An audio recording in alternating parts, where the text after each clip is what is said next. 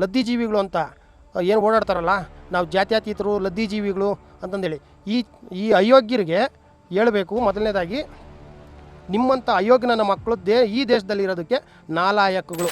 ನಮ್ಮ ಕೆಲವೊಂದು ಅಯೋಗ್ಯ ರಾಜಕಾರಣಿಗಳು ಮಾಡ್ತಾರಲ್ಲ, ನೆನ್ನೆ ಯಾರೋ ಒಬ್ಬ ಎಮ್ ಎಲ್ ಎ ಹೇಳಿದ, ನಮ್ಮ ಕರ್ನಾಟಕ ಎಮ್ ಎಲ್ ಎ 370 ತೆಗೆದಿದ್ದಕ್ಕೆ ಈಗ ಈ ಕೆಲಸ ಆಗಿದೆ ಅಂತೇಳಿ. ಅಯೋಗ್ಯನ ಮಕ್ಕಳು 70 ವರ್ಷ 370 ತೆಗೆದಿರಲಿಲ್ಲ. ಅವಾಗೇನು ಶೈನಿಂಗಲ್ಲಿ ಮಿಣ ಅಂತ ಹೊಳಿತಾ ಇತ್ತ ಕಾಶ್ಮೀರ? ಭಯೋತ್ಪಾದಕರನ್ನೇ ಹೊಡಿಬೇಕು. ಈ ದೇಶದಲ್ಲಿರ್ತಕ್ಕಂಥ ಭಯೋತ್ಪಾದಕರಿಗೆ ಸಪೋರ್ಟ್ ಮಾಡ್ತಕ್ಕಂಥ ಸಿಂಪತೈಸರ್ ಏನಿದಾರಲ್ಲ, ಅಂಥ ಅಯೋಗ್ಯನ ಮಕ್ಕಳನ್ನ ಇಲ್ಲಿ ಹೊಡಿಬೇಕು.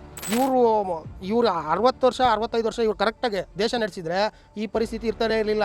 ನೆಹರು ಮಾಡಿದಂಥ ತಲೆನಲ್ಲಿರ್ತಕ್ಕಂಥ ಕ್ಯಾನ್ಸರ್ ನಮಗೆ ಕಾಶ್ಮೀರ.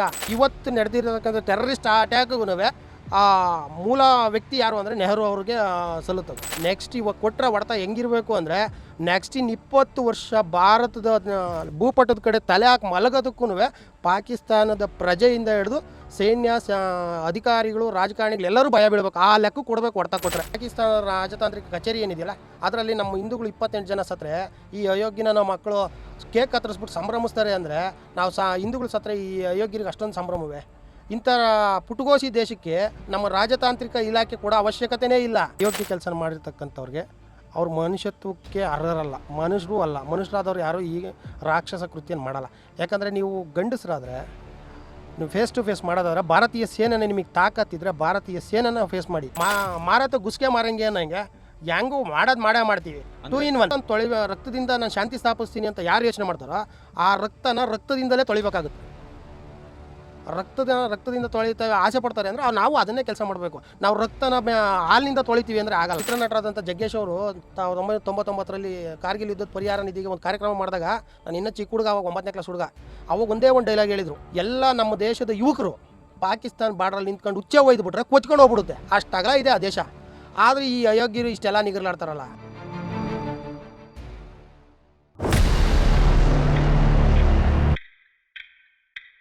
ನಮಸ್ಕಾರ ಸರ್. ನಿಮ್ಮ ಹೆಸರು?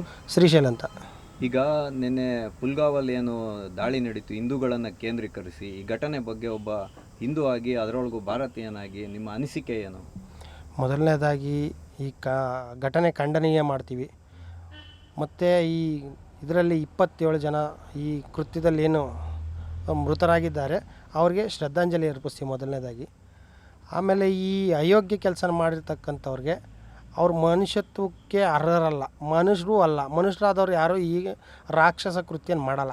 ಯಾಕಂದರೆ ನೀವು ಗಂಡಸರಾದರೆ ನೀವು ಫೇಸ್ ಟು ಫೇಸ್ ಮಾಡೋದಾದ್ರೆ ಭಾರತೀಯ ಸೇನೆನೇ ನಿಮಗೆ ತಾಕತ್ತಿದ್ರೆ ಭಾರತೀಯ ಸೇನೆನ ಫೇಸ್ ಮಾಡಿ. ರಾಜತಾಂತ್ರಿಕವಾಗಿ ಏನು ಫೇಸ್ ಮಾಡೋಕ್ಕೆ ಸಾಧ್ಯನ ಮಾಡಿ. ಅದು ಬಿಟ್ಬಿಟ್ಟು ಇದು ಗಂಡಸರು ಮಾಡೋ ಕೆಲಸ ಅಲ್ಲ. ಬೇರೆ ಪದ ಬಳಸೋದು ಬೇಡ, ಗಂಡಸರು ಮಾಡೋ ಕೆಲಸ ಅಂತೂ ಅಲ್ವೇ ಅಲ್ಲ ಇದು. ಅದಂತೂ ಖಂಡಿತವಾಗ್ಲೂ ಇದಂತೂ ಭಾಳ ಖಂಡಿಸ್ತೀವಿ. ಪಾಪ ಡಾಕ್ಟರು ಆ ತಾಯಿ ಎಷ್ಟು ವರ್ಷ ಅವ್ರ ತಂದೆ ತಾಯಿ ಕಷ್ಟಪಟ್ಟು ಸಾಕಿದ್ರು ಏನೋ, ಇವತ್ತು ಒಳ್ಳೆ ಸ್ಥಾನಮಾನಗಳಿಗೆ ಸಿಗೋಂಥ ಟೈಮ್ಗೆ ಆ ಡಾಕ್ಟ್ರನ್ನ ಕೊಲೆ ಮಾಡಿದ್ದೀರ. ಇನ್ನೊಬ್ಬ ವಿಂಗ್ ಕಮಾಂಡರ್ ಅವರು ಮದುವೆ ಆಗಿ ಪಾಪ ಹೆಣ್ಮಗಿನ ಕೈಯಲ್ಲಿದ್ದಂಥ ಮೆಹಂದಿ ಅಳಿಸಿಲ್ಲ ರೀ.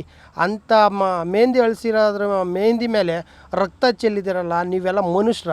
ಆ ಮನುಷ್ಯತ್ವದ ಬಗ್ಗೆ ಇಲ್ಲಿರೋ ಅಯೋಗ್ಯರು ಲದ್ದಿ ಜೀವಿಗಳು ಅಂತ ಏನು ಓಡಾಡ್ತಾರಲ್ಲ, ನಾವು ಜಾತ್ಯತೀತರು ಲದ್ದಿ ಜೀವಿಗಳು ಅಂತಂದೇಳಿ ಈ ಅಯೋಗ್ಯರಿಗೆ ಹೇಳಬೇಕು. ಮೊದಲನೇದಾಗಿ ನಿಮ್ಮಂಥ ಅಯೋಗ್ಯನ ಮಕ್ಕಳು ಈ ದೇಶದಲ್ಲಿರೋದಕ್ಕೆ ನಾಲಾಯಕಗಳು. ಇದಕ್ಕಿಂತಲೂ ಯಾವುದನ್ನ ಗಿಡಕ್ಕೂ ಒಂದು ನೇಣು ಹಾಕೊಂಡು ಸತ್ರೂ ಚಿಂತೆ ಇಲ್ಲ. ಅಂದರೆ ನೀವು ಈ ಘಟನೆಯನ್ನು ಯಾರು ಸಮರ್ಥನೆ ಮಾಡ್ತಾರೋ ಅವ್ರಿಗೆ ಹೇಳ್ತಾರೆ. ಹೌದು, ಅವರಂಥ ಅದು ಕೆಲವೊಂದು ಹಳ್ಳಿ ಭಾಷೆ ಪದಗಳು ಬಳಸ್ಬಿಟ್ರೆ ಭಾಳ ರೂಢಾಗಿರ್ತವೆ, ಅದಕ್ಕೆ ನಾನು ಬಳಸ್ತಾ ಇಲ್ಲ. ಬಿಟ್ಟರೆ ಇವ್ರಿಗೆ ಗಂಡು ಹೆಣ್ಣಿನ ವ್ಯತ್ಯಾಸ ಗೊತ್ತಿಲ್ಲ, ಧರ್ಮದ ವ್ಯತ್ಯಾಸ ಗೊತ್ತಿಲ್ಲ, ಯಾವುದೂ ವ್ಯತ್ಯಾಸ ಗೊತ್ತಿಲ್ಲ. ಇವರು ಒಂಥರ ನರರೂಪ ರಾಕ್ಷಸರು ಅಂತ ಹೇಳ್ಬೋದು. ಬ್ಯಾಗ್ ತಗಲಾಕೊಂಡಾಗ ಮಾತ್ರ ಬುದ್ಧಿಜೀವಿಗಳು, ಬ್ಯಾಗ್ ತೆಗೆದ ನರರೂಪ ರಾಕ್ಷಸರಿಗಿಂತಲೂ ಕಡೆ ಇವರು ಏನು ಸಮರ್ಥನೆ ಮಾಡ್ಕೊತಾರಲ್ಲ, ಈ ಕೃತ್ಯನ ಸಮರ್ಥನೆ ಮಾಡ್ತಕ್ಕಂಥವ್ರು ಮನುಷ್ಯರು ಅಲ್ಲ, ಮನುಷ್ಯತ್ವಕ್ಕೆ ಬೆಲೆನೂ ಇಲ್ಲ ಇವ್ರ ಹತ್ರ. ಇವ್ರು ಮನುಷ್ಯರಾಗಿರೋದಕ್ಕೆ ಯೋಗ್ಯರೂ ಅಲ್ಲ.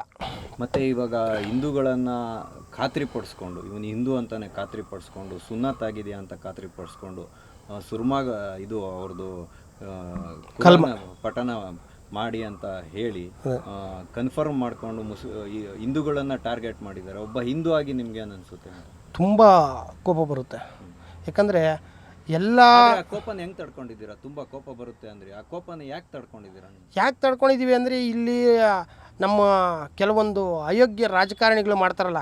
ನಿನ್ನೆ ಯಾರೋ ಒಬ್ಬ ಎಮ್ ಎಲ್ ಎ ಹೇಳಿದ, ನಮ್ಮ ಕರ್ನಾಟಕ ಎಮ್ ಎಲ್ ಎ 370 ತೆಗ್ದಿದ್ದಕ್ಕೆ ಈಗ ಈ ಕೆಲಸ ಆಗಿದೆ ಅಂತೇಳಿ. ಅಯೋಗ್ಯ ನನ್ನ ಮಕ್ಕಳು 70 ವರ್ಷ 370 ತೆಗ್ದಿರಲಿಲ್ಲ. ಅವಾಗೇನು ಶೈನಿಂಗಲ್ಲಿ ಮಿಣ ಅಂತ ಹೊಳಿತಾ ಇತ್ತ ಕಾಶ್ಮೀರ. ಹಂಗಂದ್ರೆ ಇವಾಗ ಒಬ್ಬ ನಾಗರಿಕರಾಗಿ ಆರ್ಟಿಕಲ್ 370 ತೆಗ್ದಿದ್ದು ಸೂಕ್ತನೋ ತಪ್ಪು ಅಂತ ನಿಮ್ಮ ಅನಿಸಿಕೆ? ಅದು ಸೂಕ್ತ. ಯಾಕಂದರೆ ಅದರಿಂದ ಏನಾಯ್ತು? ಇವತ್ತು ಅಲ್ಲಿನ ಅಭಿವೃದ್ಧಿ ಕಾರ್ಯಗಳು ನಡೀತಾ ಇದೆ. ಮೊದಲು ಅಲ್ಲಿನ ಮದುವೆ ಆದ ಅಲ್ಲಿಂದ ಬೇರೆ ರಾಜ್ಯದ ಗಂಡು ಮಕ್ಕಳ ಮದುವೆ ಆದರೆ ಅಲ್ಲಿನ ಹೆಣ್ಣು ಮಕ್ಕಳಿಗೆ ಅಧಿಕಾರವೇ ಇರಲಿಲ್ಲ. ಇವತ್ತು ಹೆಣ್ಣು ಮಕ್ಕಳಿಗೆ ಅಧಿಕಾರ ಸಿಕ್ಕಿದೆ. ಬೇರೆ ಇಂಡಸ್ಟ್ರೀಸು ಹೋಗಿ ಅಲ್ಲಿ ಡೆವಲಪ್ಮೆಂಟ್ ಮಾಡೋಂಗಿರಲಿಲ್ಲ. ಆ ರಾಜ್ಯದವರೇ ಮಾಡಬೇಕಾಗಿತ್ತು. ಇಂಡಸ್ಟ್ರೀಸ್ ಮಾಡಿದರೆ ಇಂಡಸ್ಟ್ರೀಸ್ ಮಾಡೋದಕ್ಕೆ ಈ ಟೆರರಿಸ್ಟ್ ಭಯ ಒಂದಷ್ಟು ಜಾಗಗಳು ಸಿಗ್ತಾ ಇರಲಿಲ್ಲ. ಬೇರೆ ವ್ಯಾಲ್ಯುವೇಷನ್ ಆ ಭೂಮಿಗೆ ವ್ಯಾಲ್ಯುವೇಷನ್ನೇ ಬಂದಿರಲಿಲ್ಲ. ಇವತ್ತು ಬಂಗಾರದ ಬೆಲೆ ಬಂದಿದೆ ಕಾಶ್ಮೀರಕ್ಕೆ. ಆ 370 ತೆಗಿಲಿಲ್ಲ ಅಂದಿದ್ರೆ ಇನ್ನೂ ಇವತ್ತು ಅದು ಪಾಕಿಸ್ತಾನಕ್ಕಿಂತಲೂ ಒಂದು ಕೈ ಹಿಂದಕ್ಕೆ ಉಳಿಯುತ್ತೆ ಅತ್ತೇನೋ. ಅವರು ತೆಗೆದಿರೋದ್ರಿಂದ ಆ ಒಂದು ಇದಕ್ಕೆ ಮೋದಿಜಿ ಅವರಿಗೆ ಧನ್ಯವಾದ ಹೇಳ್ತೀವಿ. ಅಂದರೆ ಈಗ ಪಾಕಿಸ್ತಾನದ ಕೈವಾಡ ಇದೆ ಅಂತ ಇವತ್ತು ಶಂಕೆ ವ್ಯಕ್ತ ಆಗ್ತಾ ಇದೆ. ಅದ್ರ ಬಗ್ಗೆ ನಿಮ್ಮ ಅನಿಸಿಕೆ ಅಂತ? ಶಂಕೆನೇ ಇಲ್ಲ ಸರ್, ಶಂಕೆ ಪಡೋ ಅವಶ್ಯಕತೆಯೇ ಇಲ್ಲ. ಮನುಷ್ಯರಾದವ್ರು ಯಾರು ನಮ್ಮ ದೇಶದಲ್ಲಿ ಮನುಷ್ಯರಾದವ್ರು ಯಾರು ಈ ಕೆಲಸ ಮಾಡಲ್ಲ.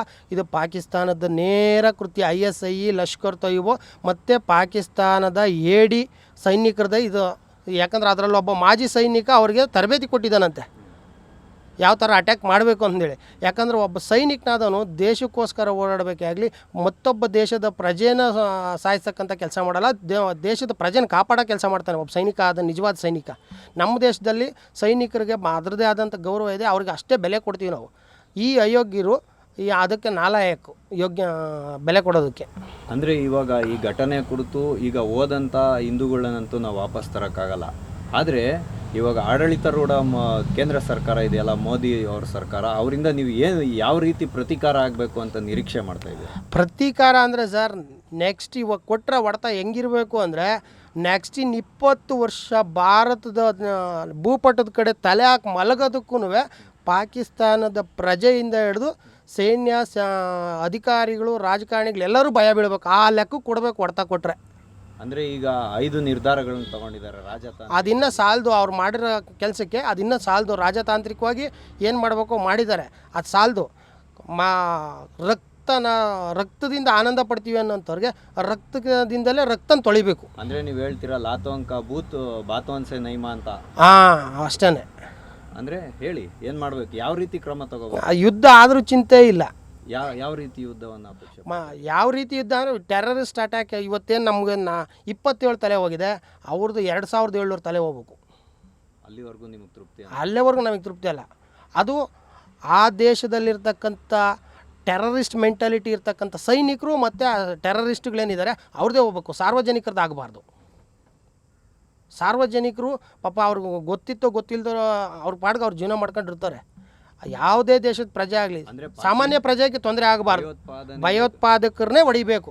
ಈ ದೇಶದಲ್ಲಿ ಇರ್ತಕ್ಕಂಥ ಭಯೋತ್ಪಾದಕರಿಗೆ ಸಪೋರ್ಟ್ ಮಾಡ್ತಕ್ಕಂಥ ಸಿಂಪತೈಸರ್ ಏನಿದಾರಲ್ಲ ಅಂಥ ಅಯೋಗ್ಯನ ಮಕ್ಕಳನ್ನ ಇಲ್ಲಿ ಹೊಡಿಬೇಕು. ನಮ್ಮ ದೇಶದಲ್ಲಿ ಯಾರು ಭಯೋತ್ಪಾದಕರು ಸಿಂಪತಿ ವ್ಯಕ್ತಪಡಿಸ್ತಾರೋ ಅಂಥವ್ರನ್ನ ಇಲ್ಲಿ ಹೊಡಿಬೇಕು. ಸೇನೆ ಇದು ಗಡಿಯಿಂದ ಆ ಕಡೆಗೆ ಅವ್ರು ನೋಡಿ ಕುಮ್ಮಕ್ಕು ಕೊಡ್ತಾರೋ ಸೇನಾ ಅಧಿಕಾರಿಗಳು ಅಂಥವ್ರು ನೋಡಿ ನೀವು ಹೇಳ್ತೀವಿ. ಹೌದು, ಅವ್ರ ಸೇನಾ ನೆಲೆಗಳೆಲ್ಲ ಭಸ್ಮ ಮಾಡಾಕ್ಬೇಕು. ಅಂದರೆ ನಿಮ್ಮ ಅಭಿಪ್ರಾಯದಲ್ಲಿ ಇವತ್ತು ಕೇಂದ್ರ ಸರ್ಕಾರ ಯಾವ ದಿಟ್ಟ ನಿರ್ಧಾರ ತಗೊಂಡ್ರು ನಾಗರಿಕರಾಗಿ ನೀವು ಅವ್ರ ಜೊತೆಗಿದ್ದೀರಾ? ಖಂಡಿತವಾಗ್ಲೂ 101% ಇರ್ತೀವಿ. ಪಾಕ್ ಆಕ್ರಮಿತ ಪ್ರದೇಶ ಇದೆಯಲ್ಲ, ಇವಾಗ ಎಲ್ಲ ಸಾರ್ವಜನಿಕರಲ್ಲಿ ವ್ಯಕ್ತ ಆಗ್ತಾ ಇರೋದು ಅದನ್ನು ವಶಪಡಿಸ್ಕೊಳ್ಳಿ, ನಾವೆಲ್ಲ ನಿಮ್ಮ ಜೊತೆಗಿದ್ದೀವಿ ಅನ್ನೋಂಥ ಅಭಿಪ್ರಾಯ ವ್ಯಕ್ತ ಆಗ್ತಾಯಿದೆ. ಅದ್ರ ಬಗ್ಗೆ ನಿಮ್ಮ ಅನಿಸಿಕೆ ಏನು? ಇದು ಕರೆಕ್ಟ್ ಸಮಯ ಇದು ಆ ಕೆಲಸ ಮಾಡೋದಕ್ಕೆ. ಅಂದರೆ ಸದಾವಕಾಶ ಅವರಾಗೆ ಕೊಟ್ಟಿದ್ದಾರೆ. ಮಾರಾಟ ಗುಸ್ಕೆ ಮಾರಂಗೆ ಅನ್ನಂಗೆ ಹೆಂಗೂ ಮಾಡೇ ಮಾಡ್ತೀವಿ. 2 in 1 ಅಲ್ಲ, ಅವರು ಮಾರಾಟ ಗುಸ್ಕೆ ಮಾರಂಗೆ ಅಂತ ಹೇಳ್ತಾ ಇದ್ರು. ನಾವು ಗುಸ್ಕೆ ಮಾರಂಗೆ ಅಂತಂದ್ರೆ ಅವ್ರಿಗೂ ನಮ್ಗೆ ವ್ಯತ್ಯಾಸ ಏನಿದೆ? ನಮ್ಮ ಸೀನಾ ಚಾಟ್ಕೆ ಮಾರಂಗೆ. ಅದೇ ಸರ್ ಹೇಳಿದ್ನಲ್ಲ, ರಕ್ತದಿಂದ ನಾನು ಶಾಂತಿ ಸ್ಥಾಪಿಸ್ತೀನಿ ಅಂತ ಯಾರು ಯೋಚನೆ ಮಾಡ್ತಾರೋ ಆ ರಕ್ತದಿಂದಲೇ ತೊಳಿಬೇಕಾಗುತ್ತೆ. ರಕ್ತದಿಂದ ತೊಳಿತೇವೆ ಆಸೆ ಪಡ್ತಾರೆ ಅಂದರೆ ನಾವು ಅದನ್ನೇ ಕೆಲಸ ಮಾಡಬೇಕು. ನಾವು ರಕ್ತನ ಹಾಲಿನಿಂದ ತೊಳಿತೀವಿ ಅಂದರೆ ಆಗಲ್ಲ. ಹಂಗಾಗಿ ಮೋದಿ ಸರ್ಕಾರ ಪಾಕ್ ಆಕ್ರಮಿತ ಪ್ರದೇಶನ ವಶಪಡಿಸ್ಕೊಳಕ್ಕೆ ಮುಂದಾದರೆ ನೀವು ಅದರ ಪರವಾಗಿ ನಿಲ್ತೀರಾ? ಹೌದು, ಖಂಡಿತವಾಗ್ಲೂ ನಿಲ್ತೀವಿ. ಮತ್ತು ಈಗ ರಾಜ್ಯ ಸರ್ಕಾರ 10 ಲಕ್ಷ ರೂಪಾಯಿಗಳ ಪರಿಹಾರ ಧನವನ್ನು ಘೋಷಿಸಿದೆ. ಇದ್ರ ಬಗ್ಗೆ ನಿಮ್ಮ ಅನಿಸಿಕೆ ಏನು? ಸರ್, ಹೋಗಿರೋದು ಒಬ್ಬ ವಿಂಗ್ ಕಮಾಂಡರ್, ಬೇರೆ ರಾಜ್ಯದವರೇ ಆಗಲಿ, ಒಬ್ಬ ಡಾಕ್ಟ್ರು ರೆಡಿ ಮಾಡಬೇಕು ಅಂದರೆ 10 ರಿಂದ 15 ವರ್ಷ ಬೇಕು ಕರೆಕ್ಟಾಗಿ ಒಂದು ಡಾಕ್ಟ್ರ್ ರೆಡಿ ಆಗಬೇಕು ಅಂದರೆ. ನಾವು 10 ಲಕ್ಷ ಕೊಡೋದು ದೊಡ್ಡದಲ್ಲ, ಆತನ ಜೀವ ದೊಡ್ಡದು. ಹಂಗಾಗಿ ಇವರು ಕೂಡ 10 ಲಕ್ಷ ಯಾವುದೂ ಲೆಕ್ಕ ಅಲ್ಲ. ಆದರೆ ಒಂದು ಸಿದ್ದರಾಮಯ್ಯನವ್ರಿಗೆ ಏನು ಹೇಳೋಕ್ಕೆ ಇಷ್ಟಪಡ್ತೀವಿ ಅಂದರೆ, ಕನಿಷ್ಠ ಇಂಥ ಕೃತ್ಯ ಆದಾಗ ತಮ್ಮದೇ MLA 370 ತೆಗೆದಾಗ ತಪ್ಪು ಅಂತ ಹೇಳಲಾರ್ದೇ ಅದನ್ನು ಸಮಜಾಯಿಸ್ಕೊಂಡು ತೇಲಿಸ್ಕೊಂಡು ಹೋಗ್ತೀರಾ ನೀವು ಅಂದರೆ, ನಿಮಗೆ ಯಾವ ಥರ ಹೇಳಬೇಕು, ಅದು ಯಾವ ಮಕ ಇಟ್ಕೊಂಡು ಇವತ್ತು ಪಾರ್ಥಿವ ಶರೀರ ನೋಡ್ಲಿಕ್ಕೆ ಹೋಗಿದ್ದೀರಾ? ಅಂದರೆ ಈ ಪರಿಹಾರ ಧನ ಸಾಕಾಗ್ತಾ ಇಲ್ಲ ಅಂತ ನಿಮ್ಮ ಅನಿಸಿಕೆ? ಪರಿಹಾರ ಧನ ಪ್ರಶ್ನೆನೇ ಅಲ್ಲ ಸರ್. ಇವರು 60 ವರ್ಷ 65 ವರ್ಷ ಇವ್ರು ಕರೆಕ್ಟಾಗಿ ದೇಶ ನಡೆಸಿದರೆ ಈ ಪರಿಸ್ಥಿತಿ ಇರ್ತಾನೆ ಇರಲಿಲ್ಲ. ನೆಹರು ಮಾಡಿದಂಥ ತಲೆನಲ್ಲಿರತಕ್ಕಂಥ ಕ್ಯಾನ್ಸರ್ ನಮಗೆ ಕಾಶ್ಮೀರ, ಅವ್ರು ಕರೆಕ್ಟಾಗಿ ಅವತ್ತು ಅದನ್ನು ಪ್ರಾಬ್ಲಮ್ ಸಾಲ್ವ್ ಮಾಡಿಬಿಟ್ಟಿದ್ರೆ, ನೆಹರು ಅವರು ಕೈಗೊಂಡಂತಹ ನಿರ್ಧಾರದಿಂದ ಇವತ್ತು ಕಾಶ್ಮೀರದ ಸಮಸ್ಯೆ ಕ್ಯಾನ್ಸರ್ ಆಗಿ. ಹೌದು, ಇವತ್ತು ನಡೆದಿರತಕ್ಕಂಥ ಟೆರರಿಸ್ಟ್ ಅಟ್ಯಾಕ್ಗೂ ಆ ಮೂಲ ವ್ಯಕ್ತಿ ಯಾರು ಅಂದರೆ ನೆಹರು ಅವ್ರಿಗೆ ಸಲ್ಲುತ್ತದು. ಪಾಪಕೃತ್ಯದ ಭಾಗ ಅವ್ರಿಗೆ ಸಲ್ಲುತ್ತೆ, ಆ ಒಂದು ಕುಟುಂಬಕ್ಕೆ ಸಲ್ಲುತ್ತೆ ಈ ಪಾಪಕೃತ್ಯ. ಈ ಕ್ಯಾನ್ಸರ್ಗೆ ಅದಕ್ಕೇನು ಮಾಡಬೇಕು ಅಂದರೆ, ಅವರು ಈ ಬೌಂಡ್ರಿ ಹತ್ರಕ್ಕೆ ನಮ್ಮ ತಲೆ ಹತ್ರಕ್ಕೆ ಬರ್ದಂಗೆ ಅದೇನು ಭದ್ರತಾ ಕಾರ್ಯಗಳು ಮಾಡಿಕೊಂಡು ಕಾಶ್ಮೀರ ಇಷ್ಟು POK ಏನಿದೆ ಅದಿಷ್ಟೂ ನಾವು ವಶಕ್ಕೆ ತಗೊಂಡು ಅವ್ರದ್ದು ಪಾಕಿಸ್ತಾನಕ್ಕೆ ಓಡಿಸ್ತಾ ಇರಬೇಕು. ನಾನು ಈಗಷ್ಟೇ ಸಾಮಾಜಿಕ ಜಾಲತಾಣದಲ್ಲಿ ನೋಡ್ತಾ ಇದ್ದೆ, ಪಾಕಿಸ್ತಾನ ರಾಜತಾಂತ್ರಿಕ ಕಚೇರಿ ಏನಿದೆಯಲ್ಲ ಅದರಲ್ಲಿ ನಮ್ಮ ಹಿಂದೂಗಳು 28 ಜನ ಸತ್ತರೆ ಈ ಅಯೋಗ್ಯನ ನಾವು ಮಕ್ಕಳು ಕೇಕ್ ಕತ್ತರಿಸ್ಬಿಟ್ಟು ಸಂಭ್ರಮಿಸ್ತಾರೆ ಅಂದರೆ, ನಾವು ಹಿಂದೂಗಳು ಸತ್ತರೆ ಈ ಅಯೋಗ್ಯರಿಗೆ ಅಷ್ಟೊಂದು ಸಂಭ್ರಮವೇ? ಇಂಥ ಪುಟಗೋಸಿ ದೇಶಕ್ಕೆ ನಮ್ಮ ರಾಜತಾಂತ್ರಿಕ ಇಲಾಖೆ ಕೂಡ ಅವಶ್ಯಕತೆಯೇ ಇಲ್ಲ. ನಮ್ಮ ಚಿತ್ರನಟರಾದಂಥ ಜಗ್ಗೇಶ್ ಅವರು 1999ರಲ್ಲಿ ಕಾರ್ಗಿಲ್ ಯುದ್ಧದ ಪರಿಹಾರ ನಿಧಿಗೆ ಒಂದು ಕಾರ್ಯಕ್ರಮ ಮಾಡಿದಾಗ, ನಾನು ಇನ್ನೂ ಚಿಕ್ಕ ಹುಡುಗ, ಅವಾಗ 9ನೇ ಕ್ಲಾಸ್ ಹುಡುಗ, ಅವಾಗ ಒಂದೇ ಒಂದು ಡೈಲಾಗ್ ಹೇಳಿದರು ಅವರು, ಜಗ್ಗೇಶ್ ಅವರು. ಅವತ್ತು ವೇದಿಕೆ ಮೇಲೆ ಒಂದು ಹೇಳಿದರು, ಎಲ್ಲ ನಮ್ಮ ದೇಶದ ಯುವಕರು ಪಾಕಿಸ್ತಾನ ಬಾರ್ಡ್ರಲ್ಲಿ ನಿಂತ್ಕೊಂಡು ಹುಚ್ಚೆ ಒಯ್ದುಬಿಟ್ರೆ ಕೊಚ್ಕೊಂಡು ಹೋಗ್ಬಿಡುತ್ತೆ, ಅಷ್ಟಾಗಲ ಇದೆ ಆ ದೇಶ. ಆದರೆ ಈ ಅಯೋಗ್ಯರು ಇಷ್ಟೆಲ್ಲ ನಿಗರ್ಲಾಡ್ತಾರಲ್ಲ. ಅಂದರೆ ಭಾರತದಂಥ ಬಲಿಷ್ಠ ದೇಶದ ಮೇಲೆ ಷಡ್ಯಂತ್ರ ಅಲ್ಲ. ನಮ್ಮ ಬಲಿಷ್ಠ ರಾಷ್ಟ್ರದ ಮುಂದೆ ಅದೊಂದು ಏನಕ್ಕೂ ಪುಟ್ಕೋಸಿಗೂ ಸಮ ಅಲ್ಲ. ಅಂಥ ದೇಶದ ಬಗ್ಗೆ ನಾವು ಜಾಸ್ತಿ ತಲೆ ಕೆಡಿಸ್ಕೊಳ್ಬೇಕಾಗಿಲ್ಲ. ಸರಿಯಾಗಿ ಒಂದು ಸರಿ ಗೂಟ ಹಾಕಿದ್ದೀವಿ ಅಂದರೆ ಅವ್ರು ಏನಕ್ಕೂ ಲೆಕ್ಕಕ್ಕಿಲ್ಲ. ಏನಂದರೆ ಮಾನವೀಯತೆ ದೃಷ್ಟಿಯಿಂದನ ಹಿಂದೂಗಳ ದೌರ್ಭಾಗ್ಯವೂ ಹೌದು, ದೇವರು ಕೊಟ್ಟಿರ್ತಕ್ಕಂಥ ವರನೂ ಹೌದು. ನಮಗೆ ನಾವು ಸಮಾಧಾನ, ನಮ್ಮ ಸಹಿಷ್ಣುತೆ ಹಾಗೂ ನಾವು ಸಮಾಧಾನ ಅಂತ ಎರಡರಲ್ಲಿರ್ತೀವಿ. ದಂಡೋಪಾಯಕ್ಕೆ ಹೋಗಲ್ಲ ಜಾಸ್ತಿ ನಾವು. ಅದನ್ನೇ ಅವರು ಮಿಸ್ಯೂಸ್ ಮಾಡ್ಕೊತಾವ್ರೆ. ಈ ಸರಿ ಮಾತ್ರ ದಂಡೋಪಾಯ ಪ್ರಯೋಗ ಮಾಡಲೇಬೇಕು. ಈ ಒಂದು ಕುಕೃತ್ಯಕ್ಕೆ ದಂಡೋಪಾಯನೇ ಕರೆಕ್ಟ್ ಆದ್ದು. ಸಮಾಧಾನ ಕೆಲ್ಸಕ್ಕೆ ಬರಲ್ಲ, ದಂಡೋಪಾಯನೇ ಆಗಬೇಕು. ಆ ದಿಟ್ಟ ಕ್ರಮವನ್ನು ಕೇಂದ್ರ ಸರ್ಕಾರ ತಗೊಂಡ್ರೆ ನೀವು ಎಷ್ಟು ಮಟ್ಟಿಗೆ ಸಹಮತ ವ್ಯಕ್ತಪಡಿಸ್ತೀರಾ ಈ ಕೃತ್ಯಕ್ಕೆ ಸಂಬಂಧಪಟ್ಟ? 101% ನಾವು ಸಹಮತ ಇದೆ. ನಂದು ಒಬ್ಬಂದೇ ಅಲ್ಲ, ನಿಜವಾದ ದೇಶ ಪ್ರೇಮಿ, ರಾಷ್ಟ್ರ ಪ್ರೇಮಿ ಯಾರಿದಾನೋ, ಈ ದೇಶದಲ್ಲಿ ಹುಟ್ಟಿ ಈ ದೇಶದ ಗಾಳಿ ಕುಡಿದು, ಈ ದೇಶದ ನೀರು ಕುಡಿದು, ಈ ದೇಶದ ಅನ್ನ ತಿಂದು, ಈ ದೇಶದ ರಕ್ತ ಹಂಚ್ಕೊಂಡು ಕಣಕಣದಲ್ಲೂ ದೇಶ ಪ್ರೇಮ ರಾಷ್ಟ್ರಭಕ್ತಿ ಅನ್ನೋದಿದ್ದರೆ ಅವ್ರು ಯಾರೇ ಆಗಲಿ ಒಪ್ತಾರೆ. ಇದನ್ನೇನಾದರೂ ಒಪ್ಪಲ್ಲ ಅನ್ನೋದಾದರೆ ಅವನು ದೇಶ ಪ್ರೇಮಿ ಅಲ್ವೋ, ಇಲ್ಲಿ ಬದುಕೋಕ್ಕೆ ಲಾಯಕ್ಕೂ ಇಲ್ಲ ಅವನು ಅಂತ.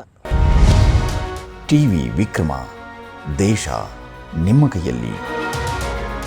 ಈ ಕಾರ್ಯಕ್ರಮ ನಿಮಗೆ ಇಷ್ಟ ಆಗಿದ್ದಲ್ಲಿ ಲೈಕ್, ಶೇರ್ ಹಾಗೂ ಕಮೆಂಟ್ ಮಾಡಿ. ಟಿವಿ ವಿಕ್ರಮದ ಕಾರ್ಯಕ್ರಮಗಳನ್ನು ನಿರಂತರವಾಗಿ ವೀಕ್ಷಿಸಲು ಸಬ್ಸ್ಕ್ರೈಬ್ ಮಾಡಿ, ಬೆಲ್ ಐಕನ್ ಒತ್ತಿ.